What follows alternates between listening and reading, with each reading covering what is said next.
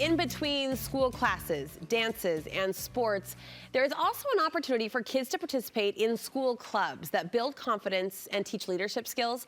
And Studio 5 contributor Emily McCormick believes the opportunities kids can learn from these clubs promote skills that are even more important because those are values that will last a lifetime. She joins me today in studio with ways parents can help kids become more civically engaged. It's so good to see you. I'm so happy to be here. And so happy to see you. We are tapping into a corner of your passion that I know rings really strong and true for you. Yeah, absolutely. You know, I think about this and I think about kids, and like you said in the beginning, you've got sports, you've got classes, you've got back to school clothes, you've got like all of the things that you need to do. And there's this one component of schooling and about like our education, K through 12, that we really don't want to overlook, and that's becoming civically engaged. You know, like that's about learning how the democratic process works and all these other things. Because at the end of the day, we've talked about this before, school can't teach you everything, right? It's not there to. It's there to like enrich your mind, teach you about how the world works, give you exposure to some things. But ultimately, it teaches things that we're not teaching at home, like geometry, physics. I mean, we're not talking about that much in our house, you know? I was actually laughing this morning thinking about this segment and thinking about one of my kids. One time we're on a little walk and she was like, "Mom, why is it so much easier to go down than up a hill?" And I was like, "Because it's down, honey. It's down. Down is always easier. Stop asking about it, you know." So, great question. We're moving on. But we're not talking about the law of gravity, right? Yeah. I'm leaving that in the capable hands of people at school. And so I think like it helps us get that understanding.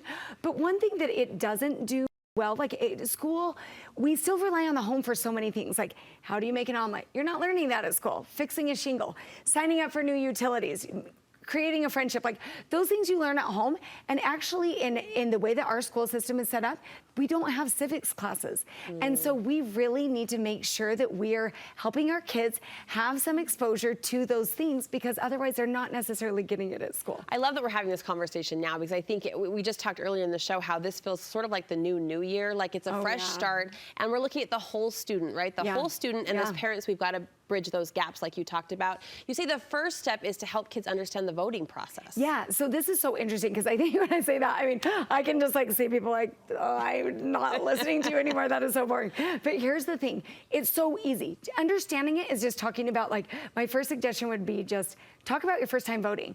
Like, did you know anything? I remember going to the polls at 18 and being like, wait, what do I do? What am I who doing? Are these people? Yes. Like, am I picking by like my favorite letter in the alphabet? Like, what am I doing here? I had no idea what I was doing. And so just talking to your kids and like helping them become aware of that. The other really cool thing they have is that I literally just learned is that you can pre-register to vote. So if you have a 16 or 17-year-old, Utah is one of the only states that you can go in and register at age 16 and you're automatically registered when you're 18. So you can that's a great way to kickstart the conversation. Totally. So if you still have a couple days of summer left, or if you don't, like, get your teenager, and that's a good way to like just get their awareness there. You just make them help you fill out the application so that they know about the process. It always feels easier, at least it does to me, when I have a tangible activity like that, right? Like pre-register for voting, or they can see me go vote. This next point, though, is a little more ambiguous. You want us to teach our kids about the democratic process, which I think that's a great idea. How do I do that? Okay, that's like so overwhelming. So this you can rely a bit on the school for. Like, point out to them, is your school having like student elections, right? Student government is a great way to do it, and different schools throughout the state and throughout this region are doing it differently now. I think it's no longer as much of a popularity contest, and it seems like they're trying to take in other factors, like at least at our local schools they are. So I would say just point out, even if they don't want to run for an office there, if you can start pointing out, like, have you guys had elections? Like, how do they make you vote at school? Just asking, like peppering in a couple questions when they come home from school, or when you get home from work, or whatever, you know, however your day looks, just peppering in those questions about like, what does that look like? Like, how do people advertise for themselves? Talk about the electoral process at school. The other thing is that you've got nonprofit organizations like the one that I have, the Policy Project, the Period Project. And we really try to focus on creating these like student ambassador programs to really help kids get engaged in the democratic process and like learn more about it. And you have an event coming up to support that goal, right? Gosh. Yes, and it is going to be so fun. September 13th. It's in Cottonwood Heights this time, but we bounce all over the state. But it is just so cool. We're doing a big service project where we pack period products to give to schools that have higher need.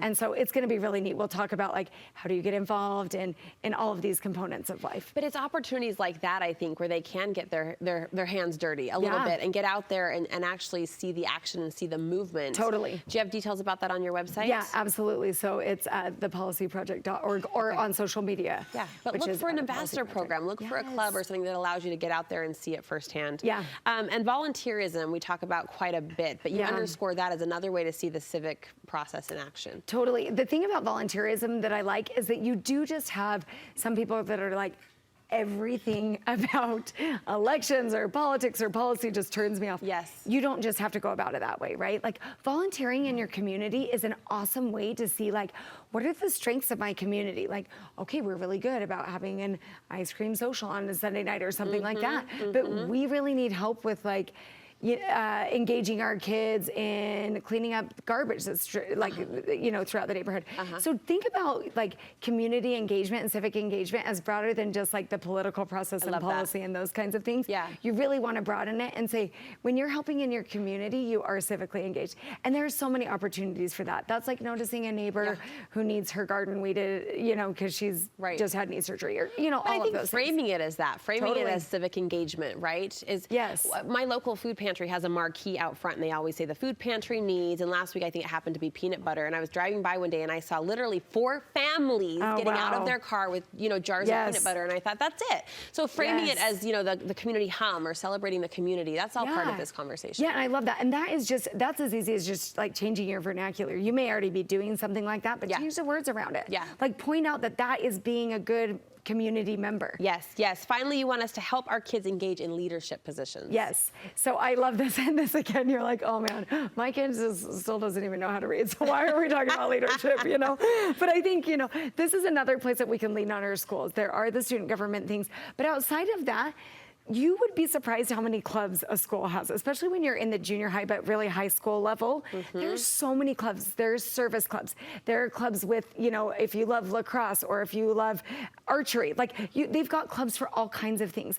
And within those clubs, they have some leadership positions. So have your kids start looking at that. Maybe your church has one. Maybe you're in a scouting group. Maybe you have these other places. Be creative with where you're looking for leadership positions.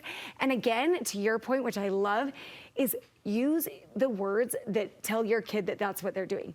Because I think one thing we see, especially with girls, we don't grow up to naturally think like, I should be a leader. I'm a natural born leader, But I think if we say to them at a young age, like, hey, you did a great job, like telling your friends, how they should, set up hang up their backpacks before you got started. Like that's a leadership skill. I love that. That's all it is. It's these simple things that just build over time. All right, civic engagement. We're putting it on the list. There. The goal set. Emily, thank you. This was a really inspiring and doable conversation, which we always appreciate. If you'd like to rewatch this chat with your teens, of course, that could be helpful to get their buy-in. You can go to our website, studio5.ksl.com. We'll link you over and you can push play, sit down, pop some popcorn, and talk about how they might be more civically engaged for the upcoming school year. A great time to revisit those goals, especially with, I think, seniors looking at leadership, scholarship, and college applications down the road. So that's at studio5.ksl.com.